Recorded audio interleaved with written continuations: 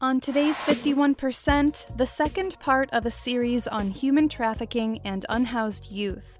We'll speak with a young woman who became unhoused and sought help with a local housing program. You do realize that you are a burden. You are annoying almost everyone. And we'll meet the executive director of that program. Homelessness really cuts across all demographics and all income levels. I'm Jackie Orchard, and this is 51%. Andy Gilpin is the executive director for Captain Community Human Services based in Saratoga County, New York. It's really quite a unique organization. It's been around for 44 years. Community service, human services, based largely in volunteer-driven programs, very community-connected. And we empower and look to support folks of all ages on their growth towards personal issues that they want to grow towards. Gilpin says Captain helps the unhoused, those dealing with food insecurity, those in human trafficking situations, and families experiencing trauma across New York's capital region. Everybody from children all the way to senior citizens, across that whole spectrum.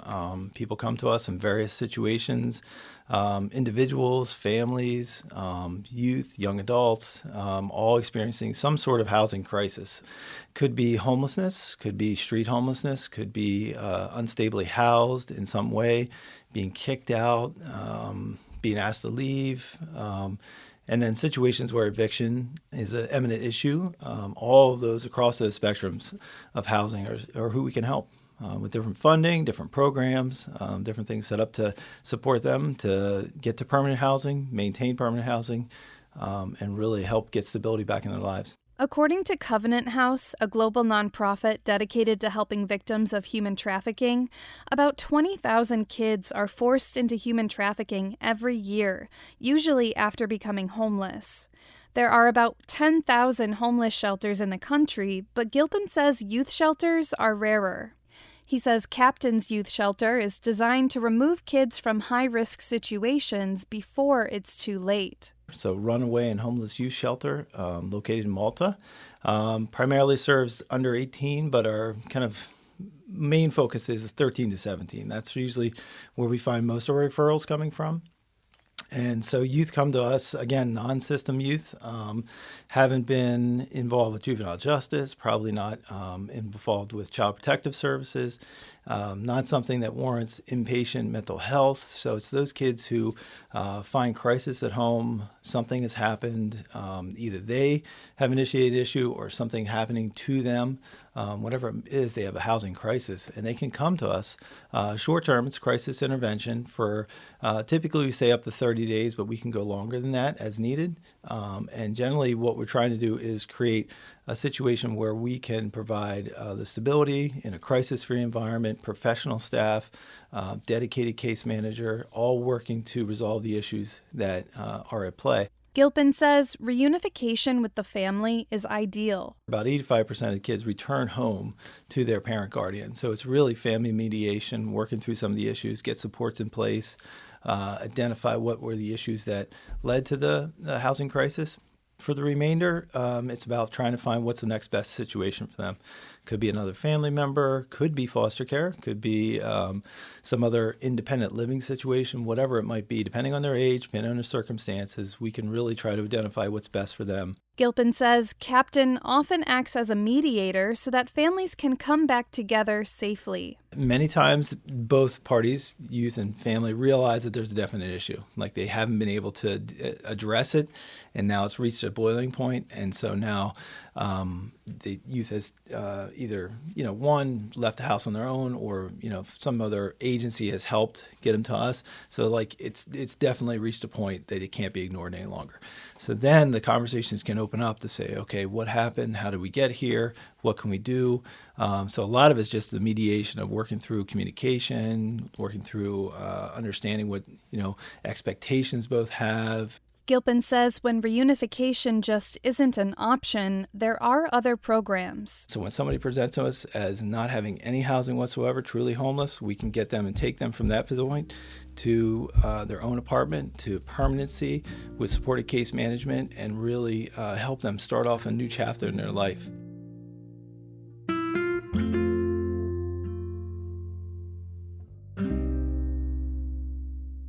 One young woman who went through this program is 19-year-old Ashley Baines.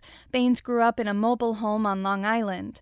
She says the road that led her to being unhoused started with a tumultuous home life. Her father left when she was young, and she still doesn't know where he went, leaving her mom to raise her brother, and her sister alone. Baines' sister is 18 years older than her. So when I was born, she just had her first son. And so him and I are 3 months apart. Baines says growing up, her mom was preoccupied with Baines' sister, who struggled with addiction. She was living at home with mom at the time. And then just trying to make sure she was okay, trying to get her on a steady path. Baines says her brother, who is bipolar and now 32, fought constantly with her sister, who is now 36. What do you do when they're arguing? Because you, like me just sitting there, I'm like, you just sit there and you're listening to things that are being said. And then your mom sitting there trying to break it up, but she doesn't know what else to do because, like, at this point, they're, like, in their almost 20s and arguing and, like, they're adults and, like, and then, you know, cops were eventually called. And it's, like, embarrassing, especially because, you know, someone who's my mom is trying to shelter two kids away from the loudness of the arguing, but also trying to stop them from arguing, but can't because she's tied up because she doesn't know what she's, like, one person handling two different situations is, like, stressful. Baines says her sister had more children, whom Baines says she ended up mothering at a young age. Because they would started to call me mommy, and I was like, I'm not your mom. And, like, I said that in front of my sister, but I also felt guilty for having them say that because it wasn't like I was trying it to. Like, I knew I played babysitter a lot and I was mostly around a lot. Baines says when she was 9, her mom asked Baines' sister to come pick her up. Baines' mom needed to start her shift in the early morning. Her sister showed up in the middle of the night and seemed okay, but was intoxicated. My sister is good at flaunting on making it seem like she's straight, like, clear-minded, but when she's not. Like, it took me a few years to catch on to when she's not, and she's really good at composing herself, but then, like, there's cues that you could see, but being young, you don't really know that. And she seemed fine to me, because being 9 years old, you don't really know the difference. Baines says she remembers the bumps of the first few curbs they hit on the drive. Baines was trying to sleep in the back seat. I was, like, falling in and out of consciousness because I was so tired that, like, I was already sleeping. I was already in, like, a deep sleep. You know, being 9, this is late for a 9-year-old to be up in the middle of the night. I could tell you I was wearing my blue pajamas with snowflakes on them, the matching set, of course. Like, I just remember that day, like, so clearly to me. Like, it was, like, yesterday for whatever reason. Baines says after her sister hit the first curb, she put on her seatbelt. It ended up happening again, but this time the car had flipped over, like, upside down. Like, my head was, like, blood was rushing to my head because I was upside down. So I'm now stuck in the seatbelt, and my sister, like, the window shield smashed on the ground and everything like that. Like, it happened so fast that, like, I couldn't even, like, register what had happened. All I knew is that by the time I opened my eyes again, I was upside down, and my sister was trying to figure out how to get out. I managed to get out by crawling out the window because the windows had shattered. And then she told me to unbuckle my seatbelt, but to be careful because I was, like, in the air. So I flipped, I landed on my feet and then had to crawl out of the front door window. Baines says she struggled with depression growing up. She says eventually her dad came back and he and her mom would fight a lot. She says when she was a teenager, her parents hit a breaking point. They looked at it over a whole as, okay, there's something that needs to change because you keep going in and out of hospitals from your depression and things like that, and you're missing a lot of school because of it, and it seems that school becomes more stressful because you keep missing a whole bunch. Regardless of being out, like, I wouldn't go to school because I just had days where I couldn't.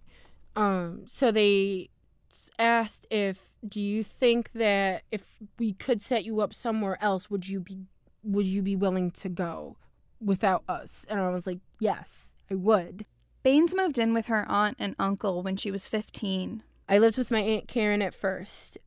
At first it was great. It was changing and adapting to them, because I knew when I first got up there, they always said, she's so quiet, she doesn't make conversations at all, because I was used to that. I was used to living in a household where all I did was be in my room.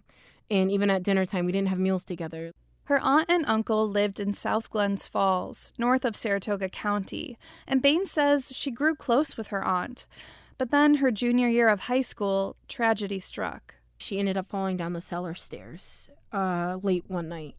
And it, to me, is life works crazy, because we literally ended up having an argument the day prior before she ended up leaving us. And then that night we made up.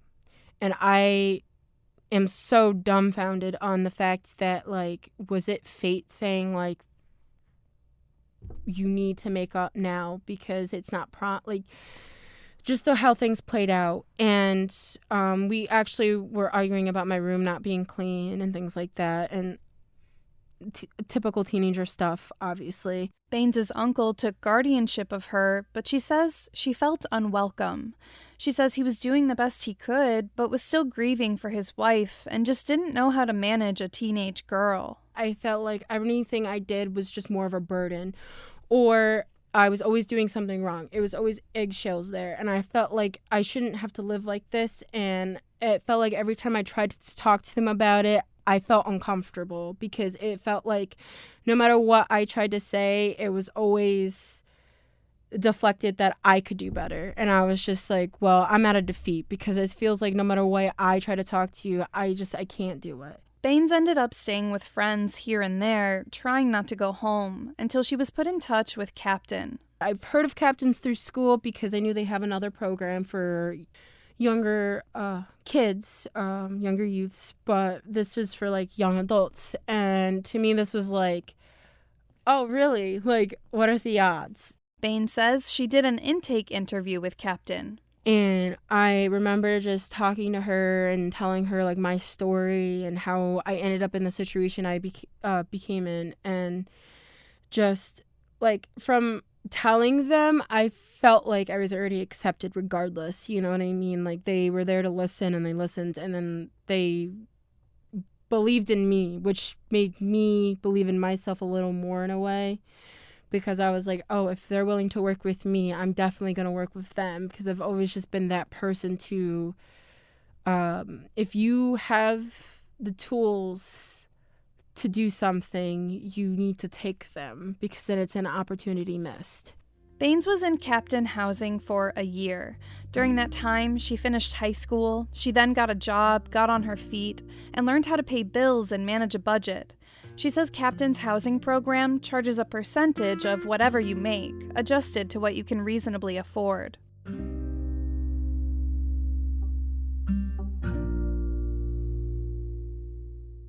Can you just describe, like, that general feeling of maybe, like, uneasiness that you were experiencing? Oh, you just feel like a burden no matter where you go. You always feel like you're a burden. Like, no matter how many times your friends can come to you and tell you that you're not a burden and they enjoy you having there, at some point you do realize that you are a burden. You are annoying almost everyone. Not everyone, but you tendency to feel like,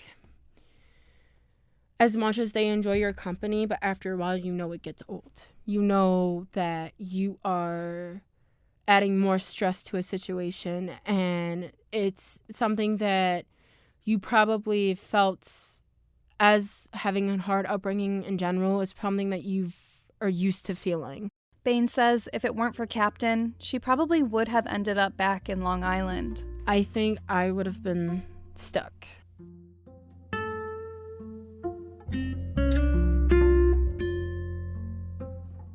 Gilpin says young people are increasingly running away because their families are not accepting of their gender identity. For youth who have come out and said, you know, this is how I want to be, and parents aren't accepting of that.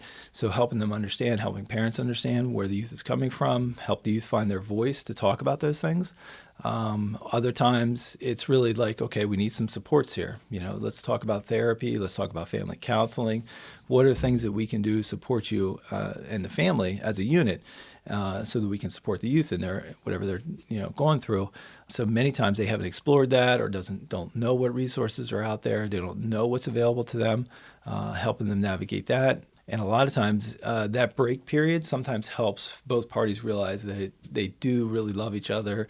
It's a matter of just like coming back together again and saying, okay, let's reset. Let's talk about how we can move forward. Gilpin says many parents don't realize how serious their child feels about an issue until the child runs away. So it reached that point that both parties didn't really want to talk about or to acknowledge, and now it's in their face. They have to deal with it, and they realize that the youth has reached a point where they can have voice and advocacy or agency to do something on their own. They're like, okay, oh my God, we gotta, let's talk about this. I don't want you to be out of the home. I don't want you to be away.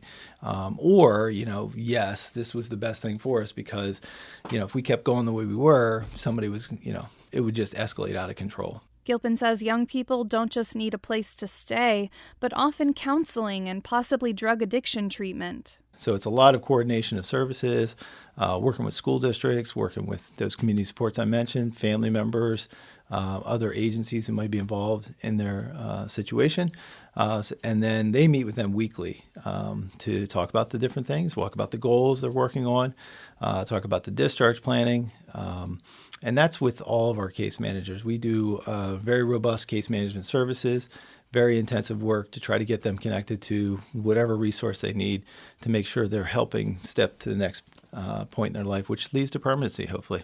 Gilpin says they have about 10 case managers across different programs. He says drug use is more common in the 18 and older range. Generally, the kids coming to the youth shelter aren't heavily involved in drugs and alcohol at this point. They may be, experimenting with it, and they may have some connection to it in other ways. Many times there might be drug and alcohol use by their parent or guardian, which is affecting the housing stability. We do see that quite often. But other than that, it's mostly that higher age for youth. Gilpin says there is a 24-hour hotline kids can call, and Captain will send someone to pick them up.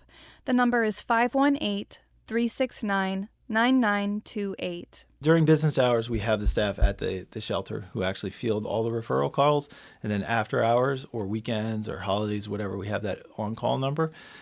We do a simple referral. So we would basically ask a series of questions, make sure that we understand the circumstances the youth are coming to us with, demographics and other involvement they may have with other agencies, any kind of situations that we should be aware of with mental health or medical issues, issues at home, things like that.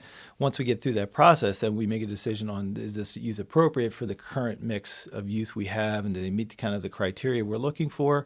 Are we the best resource for them? If we are, then we talk about doing an intake, which will typically be that same day.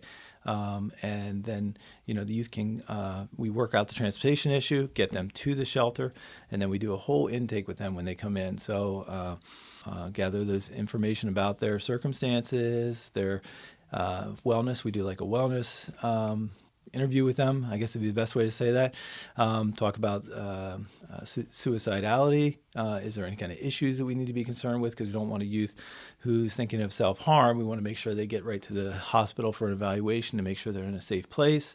And then we just kind of try to integrate them right away into the house environment, talk about the rules, talk about what the situations for the home are, who's here, the staff, the schedule, whatever things they need to know, get their room, assign their room and their bed. Everybody has their own bed. Everybody has their own closet and dresser, just orient them to the house and the routine. And then the next day, well, it depends on the intake, but usually next business day, the case manager meets with them, goes over farther into the packet with goals and a discharge plan. Gilpin says people shouldn't assume that a homeless young person is a bad kid. Homelessness really cuts across all demographics and all income levels. We've had youth come from very well-to-do families and kids from very low-income poverty situations. It doesn't discriminate in any way, shape, or form. People become unhoused and face housing crisis from all walks of life. And many times, I would say the largest percentage of the time, youth are really circumstances that happen to them, not so much it's them initiating any kind of thing. So many times it's whatever the environment has changed at home. There's a new parent or caregiver or boyfriend, girlfriend for mom or dad, and that just creates tension in some way, shape, or form. There's maybe harm that's happening at home. The youth has to be out of there. Or the youth provide some sort of agency or advocacy for themselves and say, I can't be here any longer because it's not good for me. Let me, leave this situation in some way, shape, or form. Gilpin says many referrals come from schools. We have good connections with schools. School counselors know, administration, that something's wrong with the kid, that something's off. So they talk, find out the situation, and then they contact us right away and say, hey, here's the situation. The kid doesn't feel safe going home. Do you have space? Can you have the youth come in? And then we'll make arrangements for them to come in. But yeah, I would say many times it's not the kid that's some sort of bad kid or, in any way, shape, or form, breaking the law or, deviant in any way. It's really bad set of circumstances that they're involved with, and they're trying to do their best, and we're there to support them. Gilpin says Captain fills in the gaps of state programs. Child Protective Services has some definite mandates. The counties, the states have a lot of different programs. However, it's those non-system youth, the kids that don't fit a definition or criteria to access those programs. So the runaway and homeless youth programs are there as a safety net and a catch-all for everybody else who doesn't fit that. So a lot of times it's situations where police get called. There's no violence in the home. It's not that they need to go into hospital for an evaluation. They haven't broken any laws, but everybody knows that situation is so tense that it could further escalate into, the youth running away or the youth and parent or guardian have an altercation, potentially something will happen, right? So how do we kind of short circuit that, allow for a respite or break, or even a situation where the kid leaves and then gives us a call, and says, hey, I can't go home. Mom's not letting me come in. Can I go somewhere? And yeah, come to us. We'll be able to help. So it really is a safety net program beyond all those other parts. And that's why Captain has really been invested in very heavily, because we know that so many kids will fall through the cracks. Gilpin says some young people are sexually or physically abused in the home. For those more serious cases, Captain works with the state. A lot of times, not only the youth have been exploited or abused, but it could be trafficking situations. Kids are involved, either with some sort of trafficker or a family member, which is unfortunate at times. And other scenarios online, things like that. For us, when we talk about trafficking, it's almost exclusively commercial sexual exploitation of youth. There is some labor trafficking that happens with youth and minors. Most of us, when we're talking about it, it means the commercial exploitation of youth. So they're involved with a trafficker who is exploiting them and trading sex for money or other kinds of goods or other things like that. So the youth somehow has gotten involved in that situation, being exploited. And so we have various programs that work on that, but mostly our street outreach program and our safe harbor program are very involved in that, so that we're looking to identify youth, not only victims, but also high-risk youth who are participating in behavior that appears to be trafficking, either online or in person, going to hotels, unexplained money, unexplained gifts, multiple cell phones, things that would indicate that there's a problem emerging here. And then we quickly look to engage those youth, get them into services, understand what trafficking looks like, could they be involved, develop trust, rapport, so we can have conversations about it.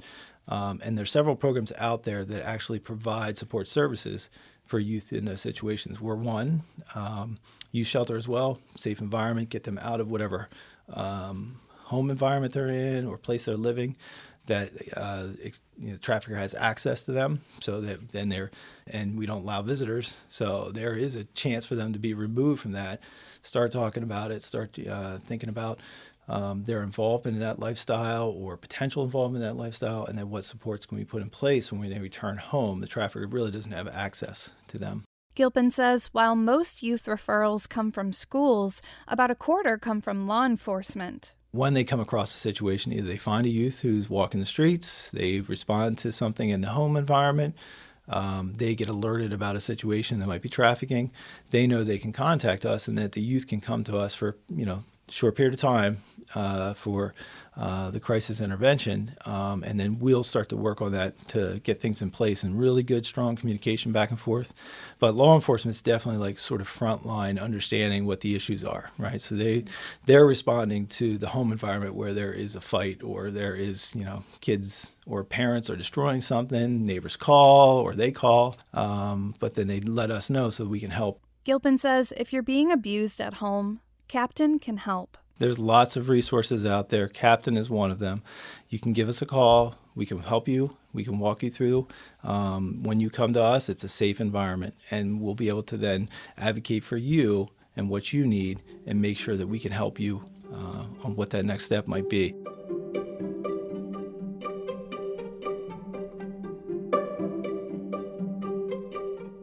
According to the Voices of Youth count from the University of Chicago, about 4.2 million young people experience homelessness each year in the U.S.